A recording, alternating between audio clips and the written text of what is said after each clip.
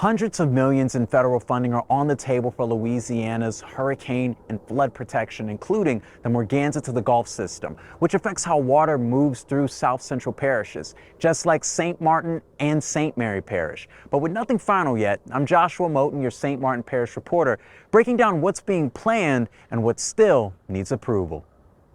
Congress is moving 3 federal spending bills that together would send more than $350 million to Louisiana, with the biggest share going to hurricane and flood protection. $137 million is set aside for the Morganza-to-the-Gulf system, a regional network of levees, floodgates, and pumps designed to control storm surge across South Central Louisiana.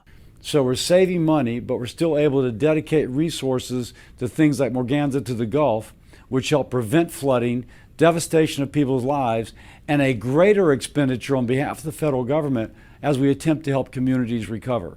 I spoke with Louisiana U.S. Senator Bill Cassidy, who tells me the new round of congressional funding builds on what was already set in motion 2 years ago, when more than $378 million from the bipartisan infrastructure law was approved for Morganza-to-the-Gulf construction. At this point, they're still doing planning, permitting. They've got gates that they're putting up. And so that they can open them when the water is calm, and they can close them when there's a big flood coming in.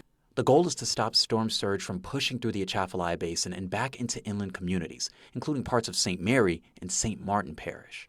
When you get high water in the Atchafalaya, you can actually get backflow back through, I think, Bayou Buff and Bayou Black, that goes back up and floods communities further inland. The House has already passed these spending bills. Now it's the Senate's turn to decide whether this next phase of Morganza-to-the-Gulf moves forward. But I'd like to think that we again will pass these.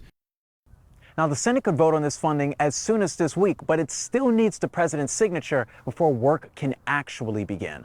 For now, these plans remain on paper, and communities still waiting to see how they'll be protected. Reporting for St. Martin Parish, I'm Joshua Moten, your St. Martin Parish reporter with KATC TV3.